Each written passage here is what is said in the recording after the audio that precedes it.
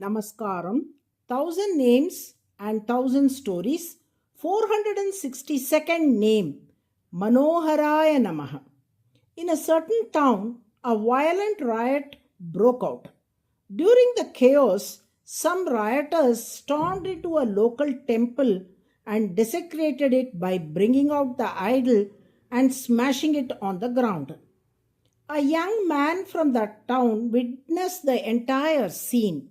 Seeing the idol shattered, he began to reflect deeply. People come to this deity with their prayers, hoping their wishes will be fulfilled. They seek protection and blessings. But here is a deity that could not even protect itself. That's why the rioters were able to break the idol so easily. If that is so, is God really present in these temple idols?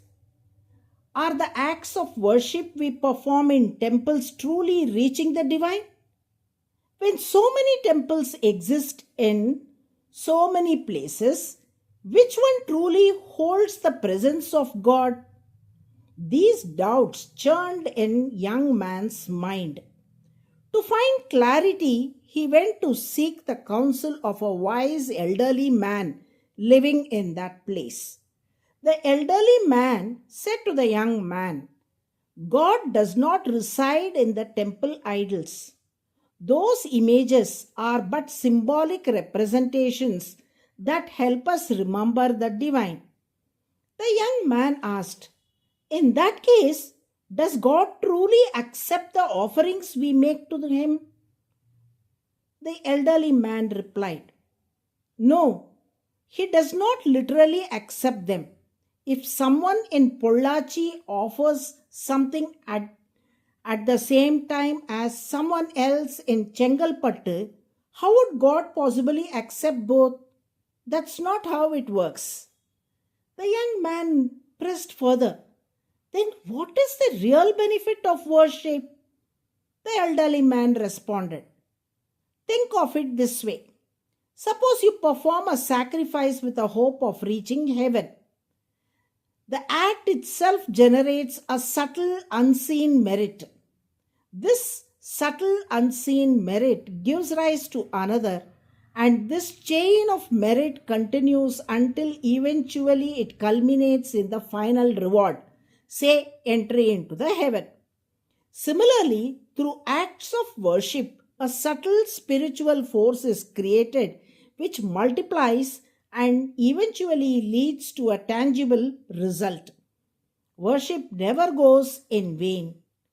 The young man, heartened by the idea that some good would come of it, began to engage in temple worship regularly. However, his devotion and faith were still not strong. Over time, though just by frequent visits, he found his mind starting to accept the temple deity not as a mere symbol but as the divine itself. At the same time, he began to feel that something was lacking in the elderly man's explanation. The idea that our offerings don't reach God and instead only create merit didn't sit well with him. He sensed a deeper truth and sought out a more enlightened teacher, a great scholar well versed in both the Vedas and Tamil scriptures.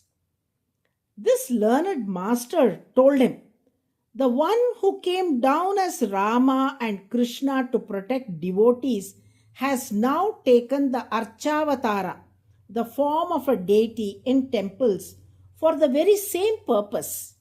He is truly present in temple idols. Just as he is capable of taking various divine forms, he can also simultaneously accept worship from devotees in Badrinath and Madurai. In the temple, he voluntarily reduces his vastness and makes himself accessible, waiting for us to reach out and serve him with love.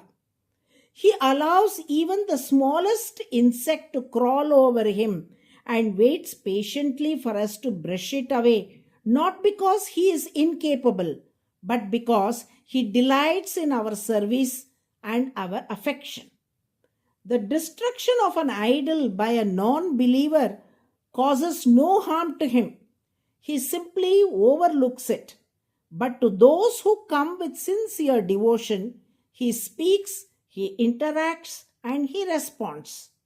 Overwhelmed, the young man exclaimed, "Ah, Swami, if only God had shown me this clarity earlier." I became confused by different explanation, and my faith wavered. Only through you have I now gained true understanding.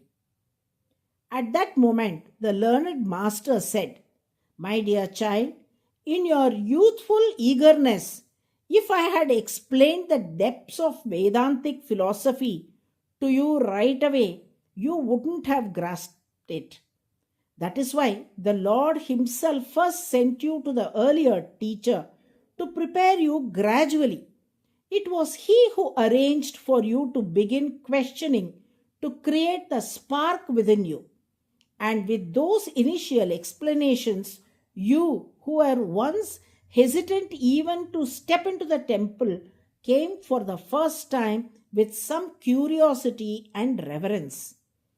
After your first visit to the temple, the Lord planted deeper questions in your heart and sent you to me so that I could reveal to you the inner truth of Vedanta and shape you into a true devotee.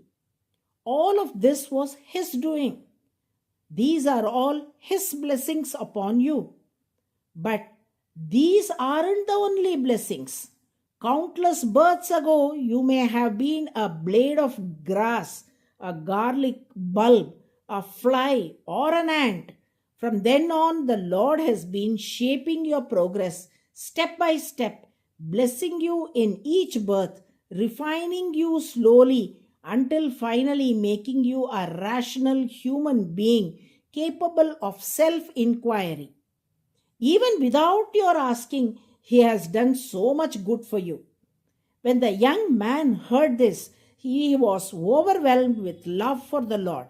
He rushed into the temple, stood before the deity, and began to weep.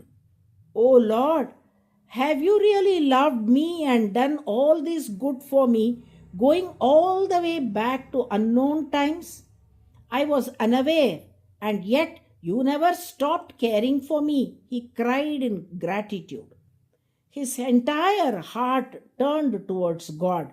His mind, once filled with doubt and hesitation, now fully immersed in divine love. It is in this way that the Lord gradually bestows many blessings upon His devotees, drawing their minds towards Him. Because He lovingly attracts the hearts of His children, He is known as MANOHARAAYA, the one who captivates the mind. Even in His incarnation as Narayana, He performed austerities for our sake, thereby drawing our minds towards Him. Hence the name MANOHARAAYA, meaning He who attracts the minds. That is the 462nd name in the Vishnu Sahasranamam. Those who daily chant MANOHARAAYA NAMAH will find their minds drawn ever closer to the Lord by His boundless grace. Narayana, Narayana.